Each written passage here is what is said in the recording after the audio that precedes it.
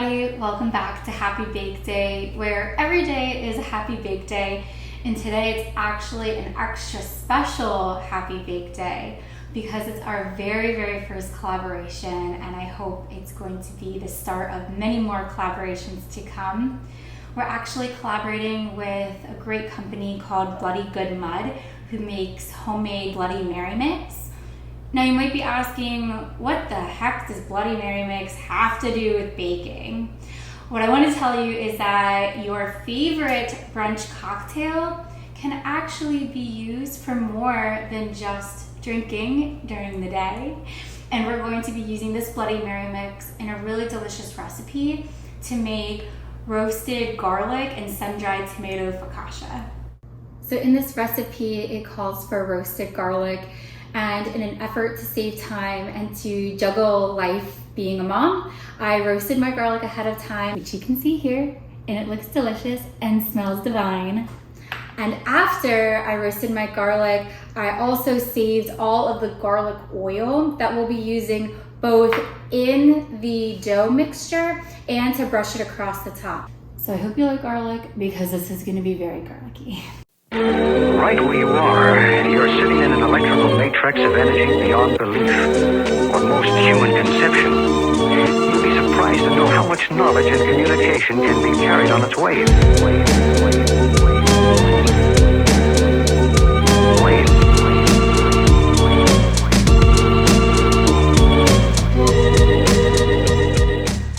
To make our dough for the focaccia, you're going to need the following ingredients. 1 1/4-ounce packet of active dry yeast, 1 teaspoon of granulated sugar, 2.5 cups plus 1 tablespoon of all-purpose flour, 1/4 cup of Bloody Good Mud Bloody Mary mix, 1 tablespoon of the garlic olive oil that we reserved from when we roasted our garlic, and you're going to need a 13x9 glass baking dish along with some non-stick cooking spray.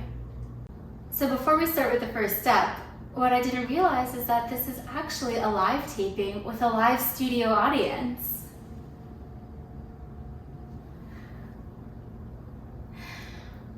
The dog is clearly quite impressed.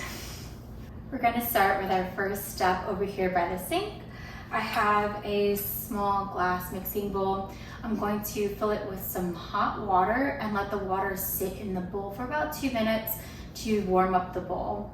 After that, we're going to dump the water out and add in, I brought over our yeast, our 1 tablespoon of flour, and our sugar.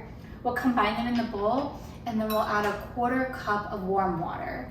Now you want your warm water to be anywhere between 105 and 115 degrees, and it's important that the water is not too hot and not too cold, kind of that sweet spot for being warm, because the warm water will combine with the sugar and the yeast and will activate it, and it should produce a nice kind of creamy, foamy, bubbly texture once the mixture sits for about 5 or so minutes. And to make sure that my water is in that sweet spot of 105 degrees Fahrenheit to about 115 degrees Fahrenheit, I have my thermometer here.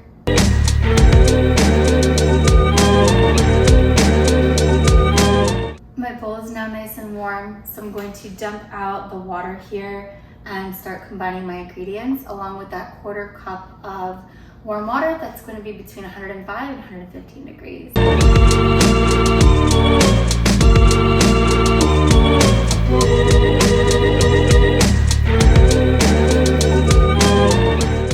Want to see a cool trick? Alexa, ask Moen to pour 1/4 cup of water at 115 degrees. All right, not exactly 115, but we're still in that range.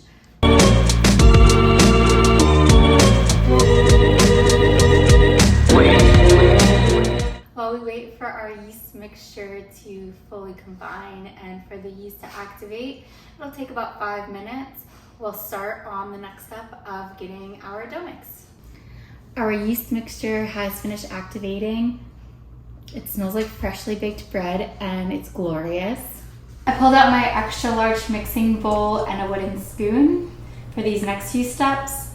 I'm going to add the flour to my extra large bowl and create a well in the center.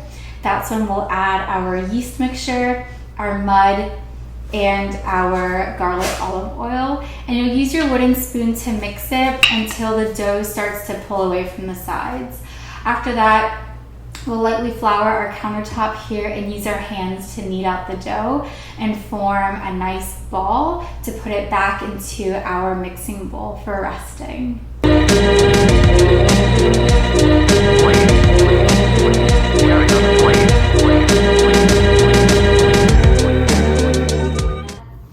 We also gotta add some water.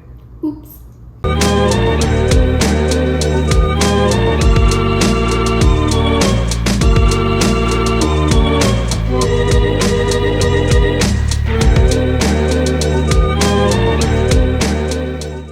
I finished kneading my dough and I formed it into a ball.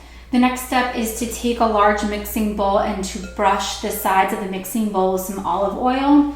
You can use regular olive oil, but because I have so much reserved of the garlic olive oil from when I roasted my garlic earlier, I'm just gonna take my basting brush and use some of the garlic olive oil to brush the sides of my bowl.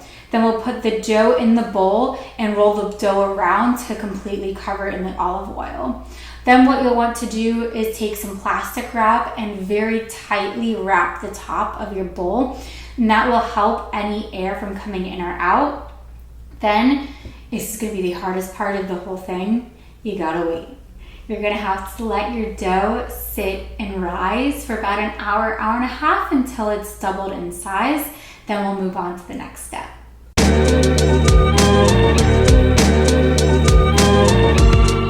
Like I said in an earlier episode, garlic really is the magic ingredient.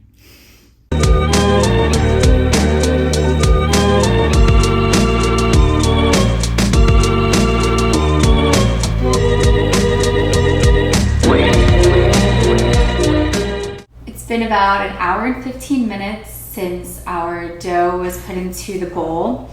It has absolutely doubled in size and it looks really, really airy and fluffy. Take the plastic wrap off. It smells great. You can see here that it has absolutely doubled in size and it's filling most of my bowl. This next step, we're going to turn the dough out into our baking dish here. I have a glass 13 by 9 baking dish. I sprayed it with some cooking spray just to grease it a little bit. And we'll use our hands to stretch the dough out to fill the bottom of our baking dish. Once it's filled, we will recover it with plastic wrap and we're gonna let it sit for another 30 minutes. And afterwards, we are in the home stretch. We'll get to add our toppings and bake.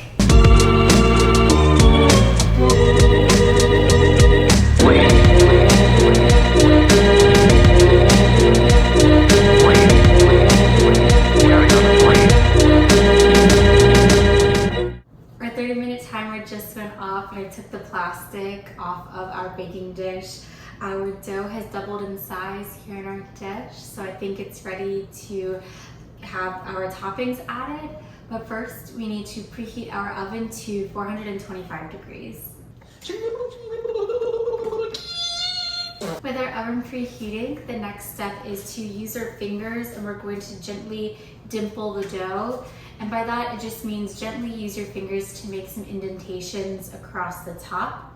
After that, brush a layer of our garlic oil across and then sprinkle with our roasted garlic and our sun-dried tomatoes. I might not use all of my tomatoes or all of my garlic. I'll just see how it looks as I sprinkle it across. And then I also have some sea salt. I chose to use a smoked sea salt. I think that flavor will be a really nice accompaniment to the Bloody Mary mix that's in the dough, along with the roasted garlic and tomatoes. Electrical matrix of energy beyond belief, or most human conception. You'll be surprised to know how much knowledge and communication can be carried on its waves.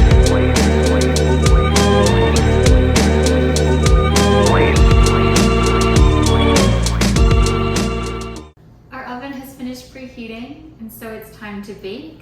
Our focaccia will be in the oven for about 20 to 30 minutes.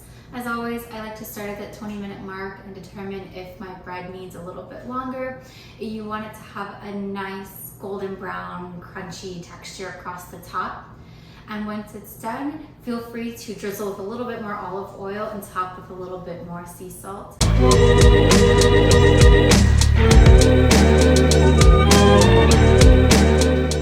Our focaccia is out of the oven. It took exactly 20 minutes for mine to bake into this nice golden brown color. I did have some of my tomatoes get a little burned. You can see that here. I noticed about halfway through the bake time that they were starting to char. So I took a little bit more of the cooking spray and sprayed the top to protect the rest of the tomatoes. I did not let this sit in my glass baking dish. I took a spatula and immediately pulled it out and put it here on my wire rack to cool. It should be ready to cut here in just a few more minutes after it's cooled down a little bit longer. I also drizzled the top with a little bit more of the garlic olive oil that I saved. So it's got a nice little sheen to it and everything's gonna have a nice garlicky flavor. You can see from the sides that the focaccia kept its poofy shape, and it should hopefully be pretty airy and bubbly and have a nice crumb when we slice it open. I hope you had a great time baking with me today. Don't forget to like the video and subscribe to the channel if you want to keep watching. As always, we have new videos that get posted every single Friday at 8 a.m. You can also join us on Instagram at Happy Bake Day Show or on our website listed below. I also want to thank our collaborator partner today at Bloody Good Mud. You can follow them on Instagram at Bloody Good Mud or at their website also listed below. We look forward to you joining us next time, and until then, have a happy bake day.